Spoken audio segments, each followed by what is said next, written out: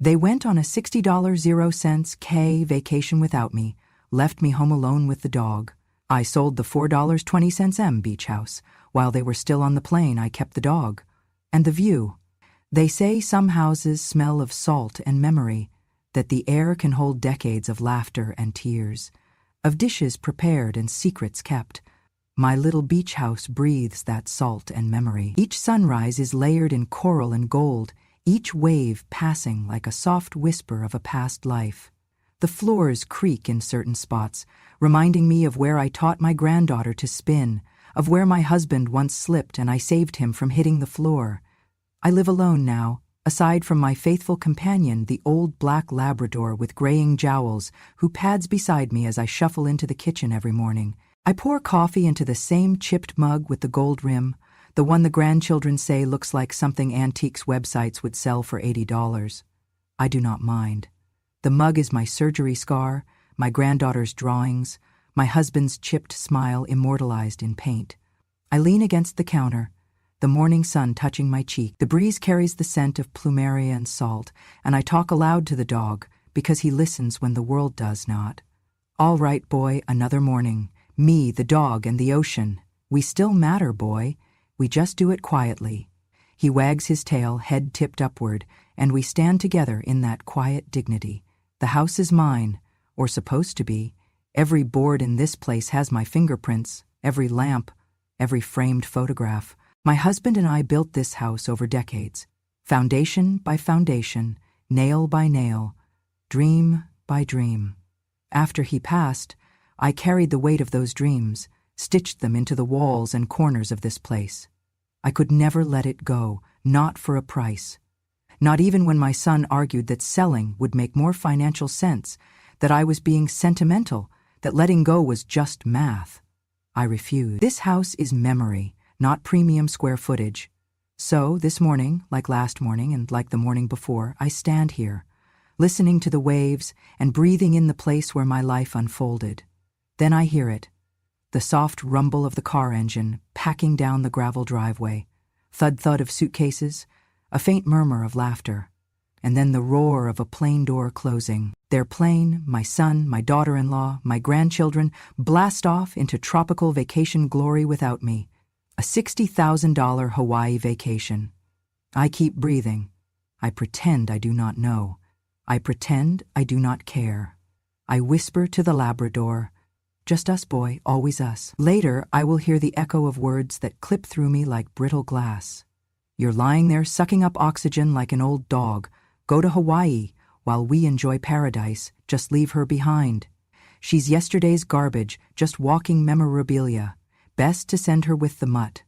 And Mama is more like a dog than a human now. If she does not sleep quiet, she should be locked in a kennel."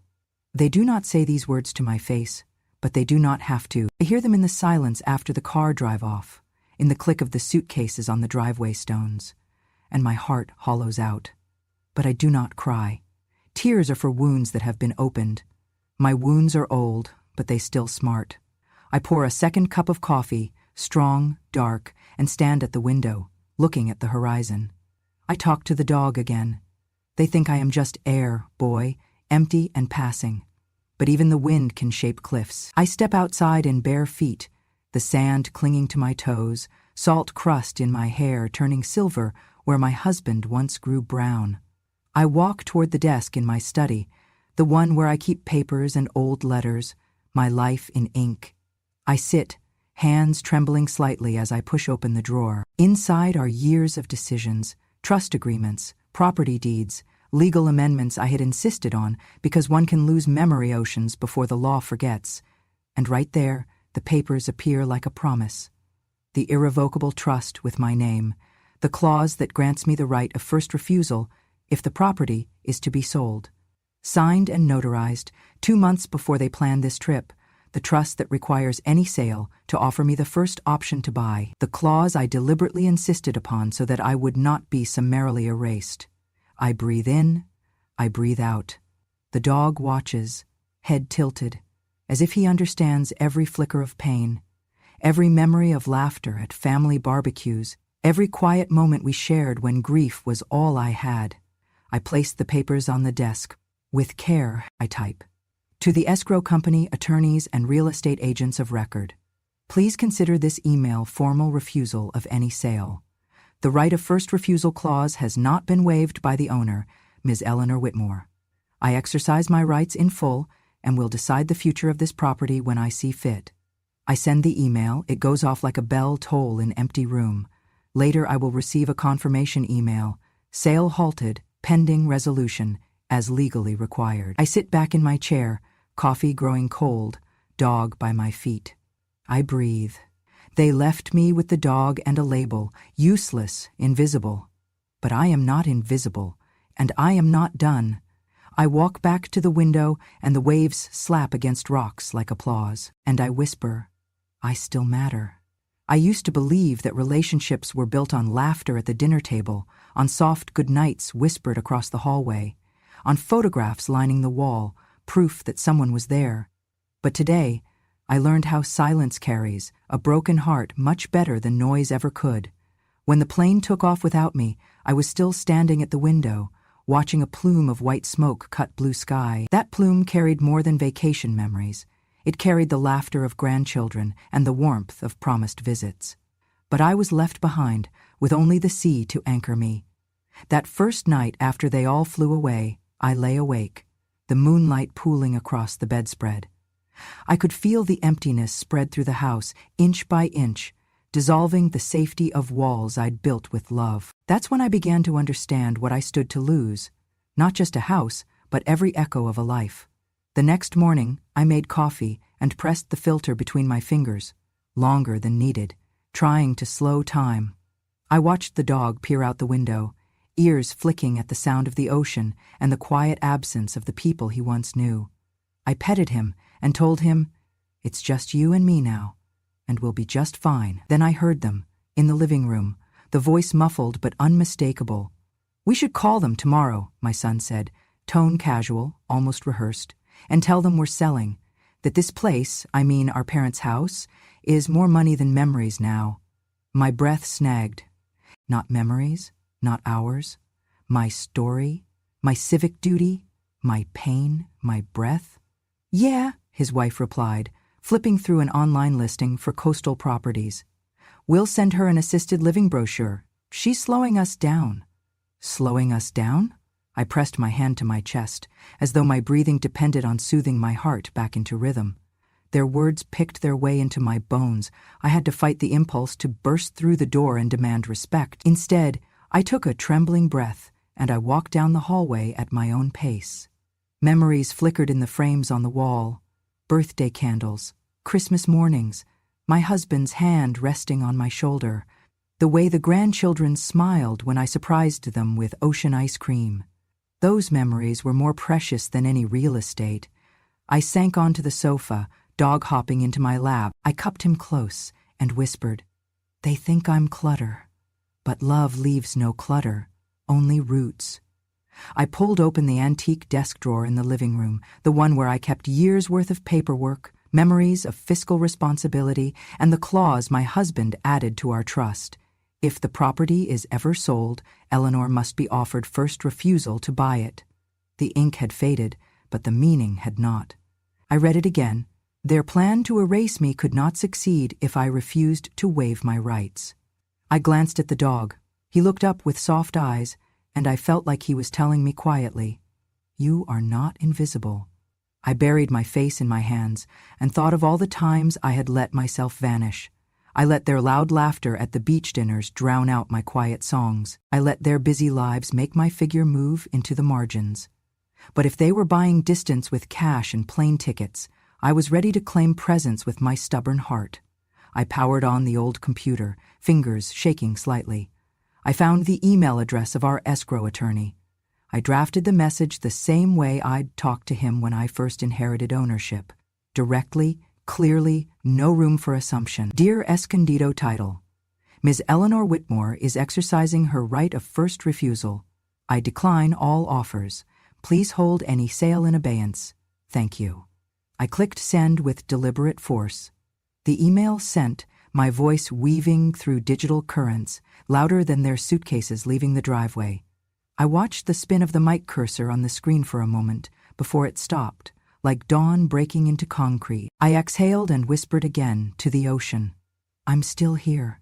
For the rest of that day, I sat at the window, dog curled beside me, both of us inhaling the ocean. I did not know if the law would shield me or if the house would remain mine, but I knew I had taken the first step toward reclaiming a place they thought they could discard. I stood at the edge of the porch and spoke. They sold a dream while I slept. Maybe now we fight awake. And I was awake enough to know that memory never dies when someone refuses to forget. I woke the next morning, feeling a tremor of something unfamiliar beneath my ribs. Resolve. The house was quiet, except for the rhythmic pulse of waves beyond the windows. I sat at my desk, a small lamp casting a ribbon of yellow light over the papers where life's decisions already lay. It felt like standing at the threshold of my own reckoning. I was no longer just a caretaker of memories. I was their guardian. I opened the drawer and retrieved 3 documents, each folded neatly. Years old but potent. One was the property deed with a clause my husband insisted upon, a right of first refusal for me. Another was a letter of authorization naming our longtime family lawyer, Mr. Lin, as my legal representative if anything happened to me. And the third was the irrevocable trust agreement, again affirming that no sale could proceed without my explicit written consent. Holding them, I felt both frail and ferocious. I set the documents before me and grabbed the phone. The number to Mr. Lin still lived in my memory from so many years ago. I dialed, and his calm voice answered with gentle surprise. "Eleanor," he said. "Goodness, how are you?" I cleared my throat, voice tremulous but steady. "I need your help. Immediately." Within minutes, he was on his way to the house. Meanwhile, I sat at the desk and began writing an email to the escrow company that had been handling the potential sale, tying my hands with words that drew a boundary of legal precision.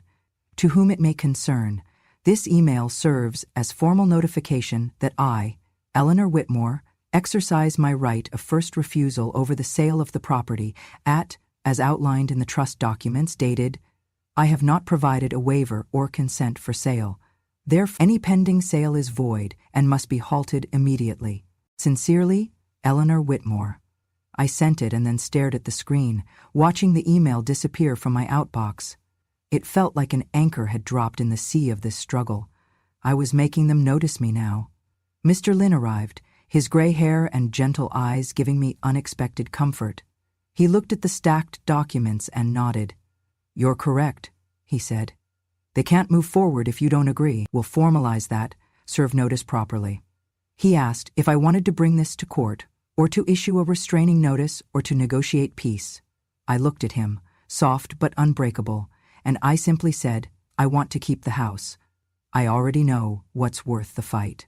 Over the next few hours, we typed and printed additional legal filings, mailing them via overnight courier to the title company, the listing agent, and the law firm that had quietly prepared sale documents. Everything procedural, everything ironclad. As twilight approached, Mr. Lin asked how I was feeling. I looked out at the surf, the horizon bleeding pink. I told him that today, I am not a relic or an impediment. I am the woman they drove away for their gain, but I am still here, and so is everything I stood for. He looked at me with respect. "You're not just fighting for a house, you're fighting for your dignity and their humanity." A moment of silence passed. Then he said, "Rest now.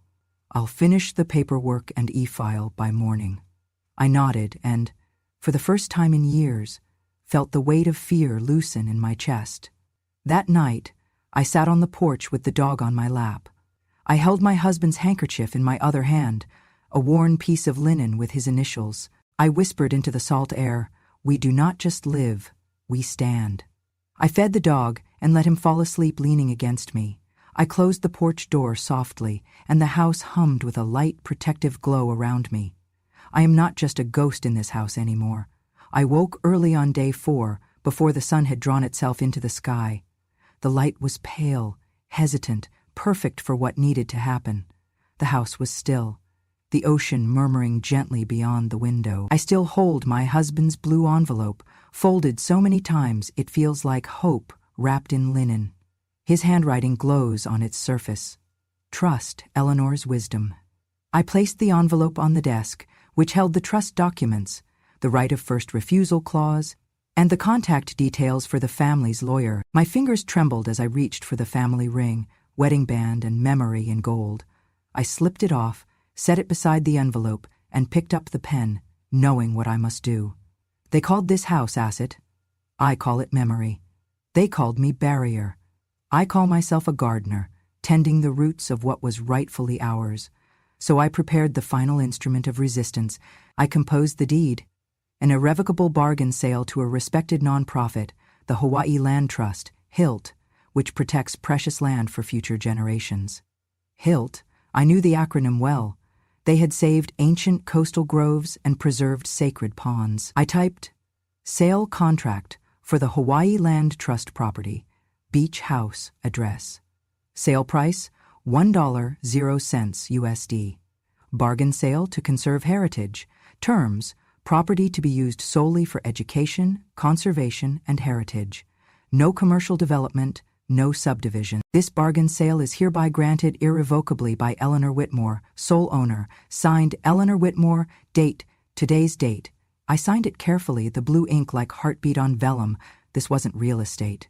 It was legacy. I called Mr. Lin to verify legality. He held the papers, nodded, and said softly, even if they sued over it, the court would uphold. It's your legal, moral stand. Then, with calm precision, I emailed the sale and deed to the escrow company, the family's broker, and Mr. Lin himself. Subject line, notice of irrevocable transfer to Conservation Trust. It carried no anger, no accusations, just love for what the house was meant to be. Within minutes, the house's title was marked as Protected Conservation Trust. Any attempt to sell it for development would now be legally blocked. The price was set not by market, but by meaning. At that moment, I felt something shift. I was no longer a receding memory. I was the pulse of the place. I had traded profit for preservation. I sat in silence, dog curled at my feet, and simply watched the waves. That glassy moment was full. I did not shout. I did not send certificates or press releases. But within hours, a title company's confirmation email arrived. Sale confirmed and recorded. Hawaii Land Trust now holds title for conservation purposes.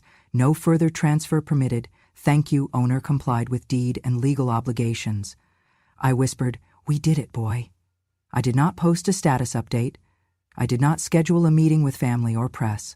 I just walked to the porch, carrying my coffee, and breathed in the breath of that house, its lilies, its sunrise, its memory. Later that day, in the vast Pacific sky above, their plane would cross back. I could almost feel them settling into their seats, mouths curved upward in tropical anticipation. But they would come home to find no sale, no cash, no run-of-the-mill home to flip. There would be a report from escrow, a legal status of conservation immutable, a house they never thought I still owned, brimming with meaning. I felt silent triumph. They left me invisible, like I was air or clutter. But now, I had moved the real estate board. I had turned their asset into sanctuary. I had erased their profit and offered my heart back to the sea. Walking through the rooms that evening, lantern light casting soft shadows, I looked at each photograph, each handprint on the windowsill. I told the house, you see me now.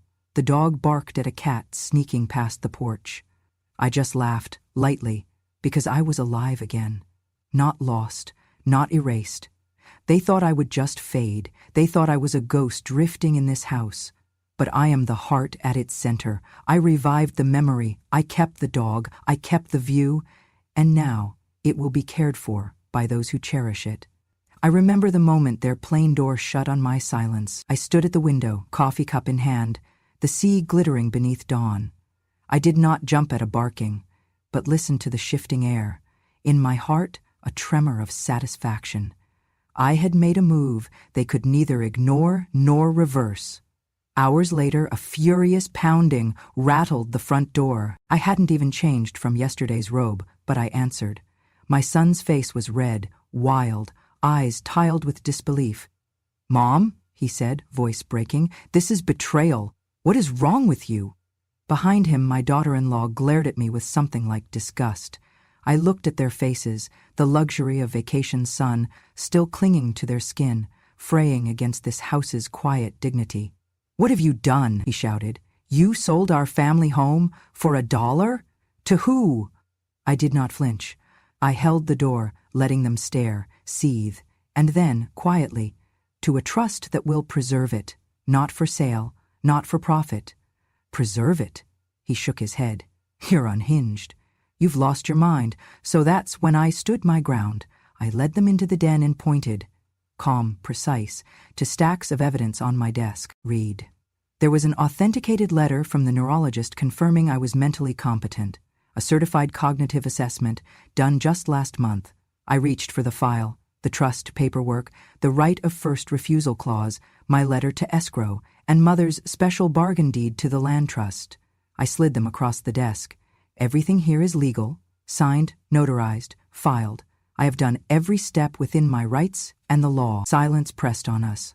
The dog sat at my feet, alert to the tension, but trusting me entirely. My son gripped the papers, voice trembling. "But you, why didn't you say anything?" I said nothing.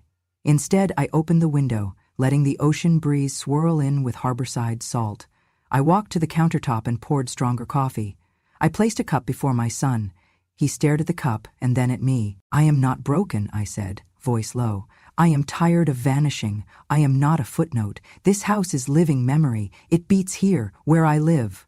My daughter-in-law's lips quivered as she glanced at the contract terms, forbidding commercial resale. "They will not drag my story into foreclosure or flip it for vacation dollars. I love this place. I will protect it, even when protecting it costs me everything else." Their anger simmered with humiliation. They realized the fortress they tried to dismantle just pulled the drawbridge up. My daughter-in-law spit words like salt. "You're a senile old woman, scaring us all with this legal nonsense." I calmly approached her and placed the neurologist certification with the others. "This says otherwise." I handed them to her without hate, just clarity. I felt my heart splinter, but steadied. I had not expected gratitude. I only wanted recognition, being seen. They were not ready. That is difference. I strode to the bookshelf and retrieved a framed photo of my late husband.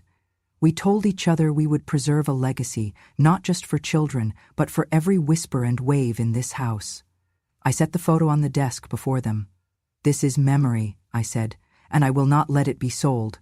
I turned away, steeped in resolve.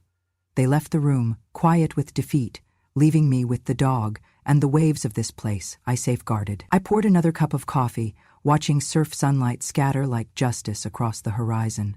I held on to the desk when the court clerk called my name. "Eleanor Whitmore." The air in the courtroom was formal, heavy wood, faint echo, eyes upon me. I straightened my shoulders, feeling the weight and warmth of every memory I had preserved. Today, I stood not as a ghost or a burden, but as a rightful owner demanding justice. My son took the stand first, eyes glassy with regret and anger. He used every phrase he believed would condemn me. Senile, manipulated, ungrateful. He said things like, "Mom didn't understand what she was signing, and she's not of sound mind, Your Honor." My heart scraped the floor, but I did not flinch. My attorney, Mr. Lynn, stood after, calm, dignified. He laid out the documents, the trust agreement, right of first refusal clause, the neurologist's certification, the bargain deed to the land trust, all meticulously signed and notarized. Page by page, he demonstrated how legally binding each element was, how I had acted with full knowledge and clear mind. He turned to the judge and said, "Your Honor, this sale was proper. It was executed in full legal compliance. The defendant was fully competent and acted to preserve what would otherwise have been liquidated. The law supports her. She is not only sane, she was wise." In that moment, I felt my breath anchor back to me. The court quieted as we awaited the verdict. Not tears, but something deeper. The knowledge that I had turned silent pain into righteous claim. The judge scanned the papers and looked at me through rimmed glasses. Then he ruled, "I find that Miss Whitmore has acted within her legal rights. She is competent, the property was sold only after proper notice, and all legal procedures were followed. The transfer to the Conservation Trust stands. I also note that the conduct of those alleging her incompetence raises ethical questions of exploitation. This court affirms the sale as valid and binding." And so, The gavel fell softly, like a heartbeat punctuating a memoir. A ripple passed through the courtroom. My children's faces wilted. I did not want to savor their defeat. I only wanted to reclaim my life. I spoke then, words measured, voice smooth but unwavering. Thank you, Your Honor. I simply protected what I love. This house is memory, and today it has become justice. I turned and saw my attorney nod. The family stared downward. I walked out with the Labrador by my side, feeling every eye in that room lift, not in contempt, but in recognition. Outside the courthouse, the sun hit me like absolution. My dog nuzzled me, the fur warm, alive, loyal. I looked at him and breathed. We did not just win a court case. We reclaimed a promise. I stood on the porch early in the morning, the salty air filling my lungs, carrying stories of wave after wave, stories I had lived and protected. The verdict yesterday had cleared the way for rightness, not retaliation.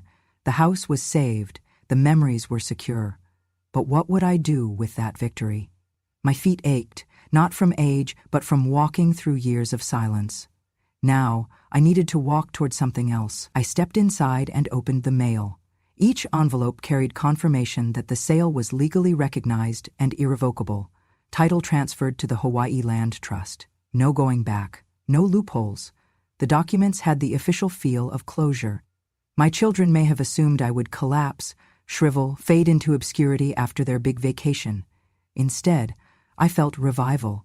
I walked steadily to the antique writing desk where the deed and trusts sat. I ran my fingers along the edges of the conservation agreement, mindful of how I had turned possession into preservation.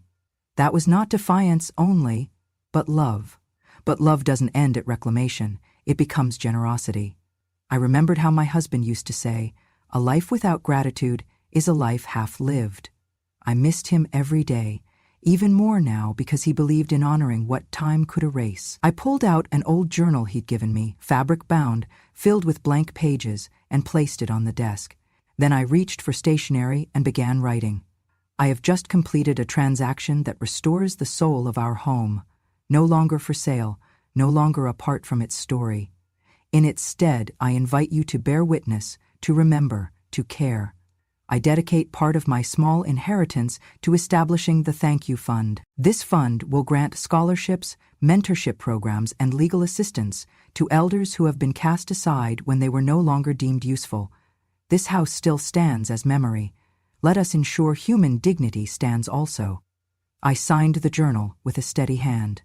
Eleanor Whitmore. I closed the lid and carried it to the kitchen, where the coffee was always waiting, never demanding. I poured myself a cup and carried it out to the front yard, where the plumeria blossoms dropped onto the lawn like blessings in pink, white, and yellow. The dog padded beside me, tail swishing gently, the only other heartbeat in the space. I thought of those elders, perhaps a neighbor who lived alone, perhaps the widower down the street whose son no longer called, perhaps the woman who once watched me cook from her kitchen window. They are us. They are memory-bearing vessels, and they deserve a reflection, a moment of recognition. I spent that day calling and writing. I located community leaders, teachers, activists. I invited them to help me build the fund. I set up a modest endowment, starting with the funds that would have been part of the sale. Even at a fraction of what that home was worth, it could fund care, writing workshops, health visits, small, yes, but heartfelt. Emails flew out, phone calls hummed in the afternoon heat, and answers trickled back. Count me in. How can I help? Yes, that matters. 2 days later, I held a small gathering in the backyard. My children arrived, hesitant, shadows still flickering on their faces. I served lemonade, the dog on my lap. I announced to them, gently, I used my rights to preserve not just my house but our humanity. I am now dedicating that legacy to those who become invisible, because I refuse to become invisible myself. Tears glistened in my daughter-in-law's eyes, tears I did not interpret as guilt, but as recognition. My son remained silent, but the edge of shame slid from his shoulders like waves retreating from sand. The community organizer I invited spoke next. Eleanor, you have transformed heartbreak into hope. You built a legacy that will outlast property lines. Thank you. I placed a hand on her arm and said, softly, thank you for saying it. That evening, the dog and I sat on the porch, the sky melting into rose and lavender. My granddaughter ran by, bare feet splashing in garden fountains. I watched her giggle, and in that laugh, I heard the future. A future secured not by bricks, but by memory, kindness, and resilience. I whispered to the dog, "We gave better than revenge today, boy." He looked up at me and barked, as though he understood gratitude in his own way. In the days that followed, the local newspaper ran a short piece, "Coastal House Saved by Matriarch's Quiet Bravery, Transformed into Scholarship Endowment." They called me a hero. I thought of calling halls of fame, but I did not. I thought instead of more elders who didn't have a voice. I wrote them letters, invitations to share stories. Life slowed into a gentler rhythm. Each morning I brewed coffee, checked on the fund's website, replied to emails from people offering help, people needing help, people who said, "Thank you for reminding me I still matter." Sometimes my children would come over, not to demand, not to grovel, but to hold plate of cookies, share stories. I embraced them, but I did not let them rewrite their absence. They came back into my orbit, not because they had lost something, but because I had created something other than division, something rooted in compassion. One afternoon, as I weeded in the garden, my grandson handed me a dandelion bouquet, intentional and half mischievous. I blinked in surprise. "That's a dandelion, Grandma." I laughed, soft and true, which means every single one is a wish waiting to happen. He beamed. I gathered him in my arms and breathed in the scent of earth and childhood, and I knew, in that moment, that I stood not at the end of a struggle, but at the threshold of a legacy. I had reclaimed the house, I had reclaimed my dignity, and now I claimed my purpose. A purpose not tethered to memory alone, but to the heartbeat of future generations. The morning the community center opened, I stood on the porch of that house one last time. Sunlight played across the plumeria petals lining the path. The air smelled of salt and possibility. The world I'd fought for stood behind me, a guardian of memory and place. I held the old photograph of me and my faithful dog, taken long ago on the white sand at sunrise, the two of us looking toward horizons that now belonged to no one but those who respect them. That photograph had become central to the House-Turned-Center's foyer, mounted on a wooden plaque engraved with my name and the name of the Hawaii Land Trust. It read, "Eleanor Whitmore, Keeper of Memory." Beneath it, people paused to read the quote, inscribed in a gilded frame. They thought I was the dog minder, but I watch over the view. Those who see value are not always those who preserve. Those who preserve deserve our honor. When the doors opened, a tapestry of faces swept inside, children who would go to college with scholarships from the Thank You Fund, elderly couples nodding in gratitude, students from conservation programs taking notes, and volunteers with gardening gloves in hand. The house felt alive again, not with stories past, but with stories growing. One by one they approached the photograph, bowed heads softly raised. I stood beside it, still and quiet, holding the dog's leash. We had become symbols, not of broken legacy, but of restored legacy, alive, rooted, and thriving. In the afternoon, a short ceremony began. Young voices from the scholarship program shared how their grandmothers had taught them kindness. Their words threaded through the room, weaving a sense of connection. Then I was invited to speak. I stepped forward, however old my voice. I smiled down at the photograph on the wall, then looked out at the faces before me. "This house used to be just a house," I said. "Now it is home to memory, to future, to kindness." I did not build a foundation of stone alone. I built it with every person who remembers there is value in remembering.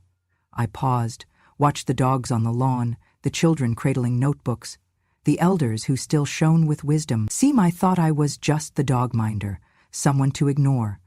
But I watch over the view, and I learned something. Seeing value does not mean preserving it.